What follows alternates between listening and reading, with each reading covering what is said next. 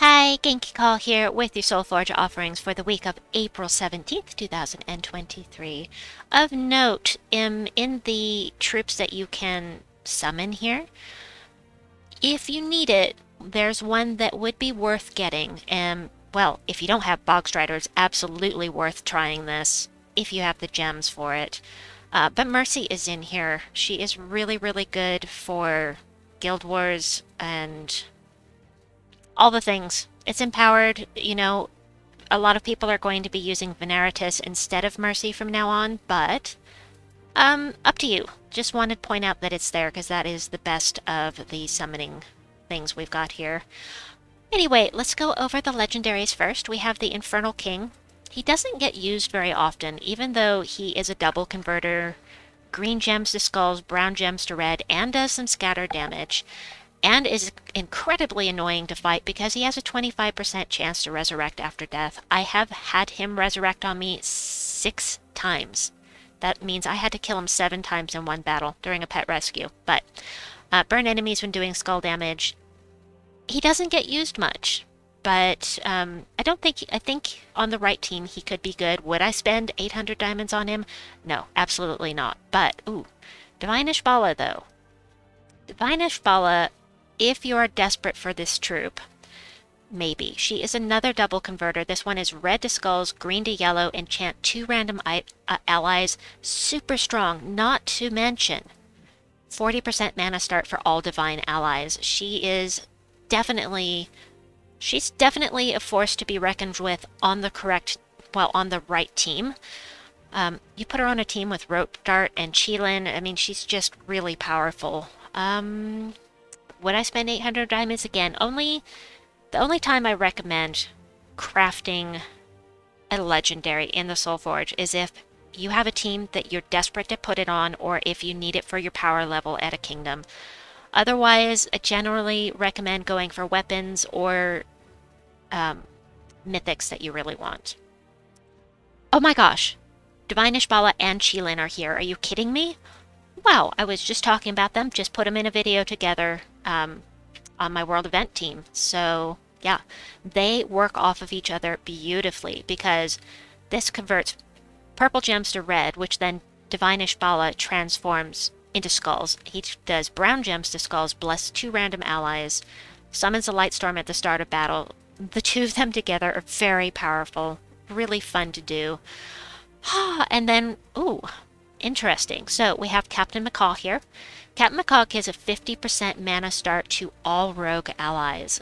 That is significant, but also if you're fighting a team like you're doing PvP or Guild Wars, and they are using Tidecaller or any class that submerges them on match 4s, this guy will insta-kill. This guy kills anything instantly if they are submerged, except for Leona's Tower and Enraged Kurandara, or if you're fighting Raid Boss or, the Tower event, or a Doom. Those also are invulnerable. You can't insta-kill them, but everything else, insta-kill.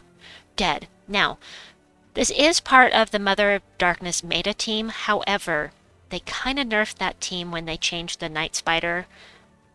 I'll go ahead and I'll add the video for the Mother of Darkness team at the end of this video. It'll pop up in the last 15 seconds so you can check that out. But double check what the Night Spider does now because you may not like the effect it has now. We'll see. That is it for the Legendary. So let's go over the Mythics. We've got some really good stuff here, actually. I love Draakulis. I don't care what anybody says. When I got Draakulis, people didn't like him very much, but I think he's very powerful, especially in a delve situation. He steals life from all enemies. That's all he does. But he's stealing that life. He's adding it to his own. He's a fantastic tank. It's true damage to all enemies, and he has a little skull damage reduction, so yeah, I really, really like this troop. I think I have a video on him as well that I can add in at the end of this video, so you can keep a lookout for that. I think I made one.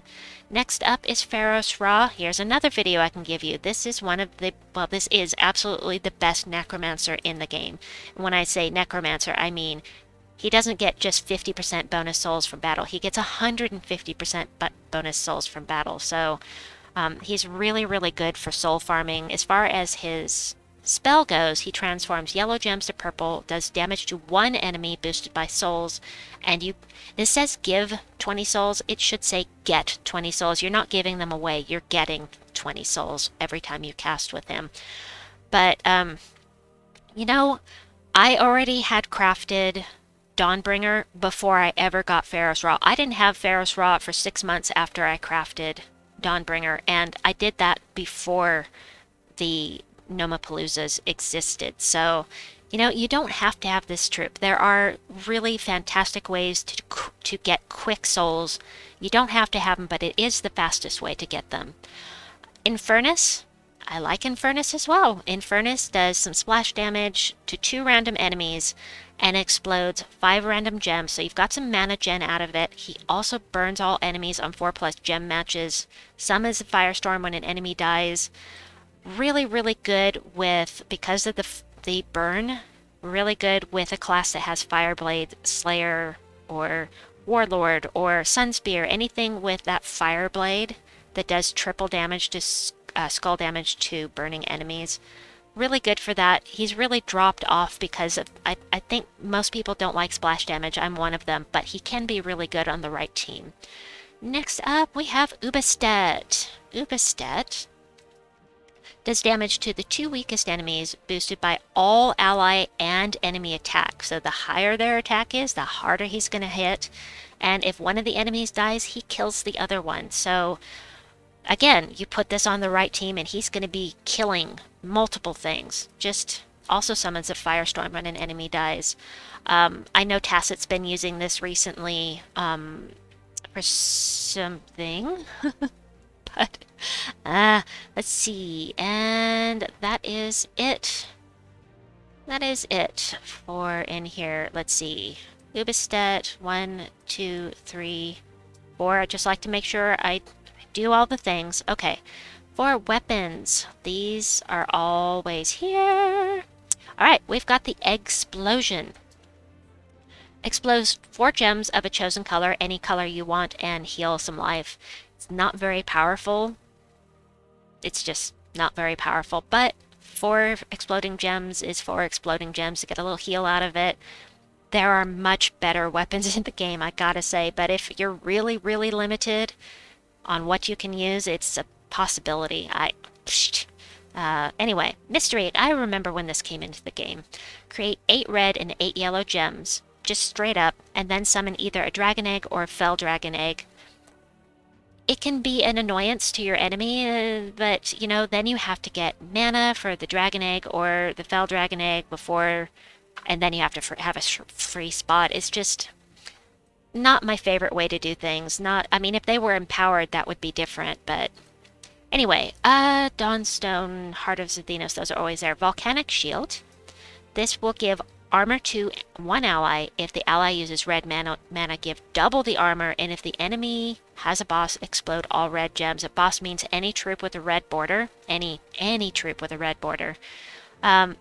This actually would work really well with Guard's Avatar. If you don't have access to the Shield of Urskaya, this isn't a possibility. I have to have all the things. I never want to get I never want to get weapon blocked again, ever. I hate getting weapon blocked. It's the hardest counter to getting your power levels up. Mace of Claws, I like this weapon, actually. Damage to one enemy boosted by dragon allies. If you have an all-dragon team, you create a mix of 6 red and purple gems for each dragon ally.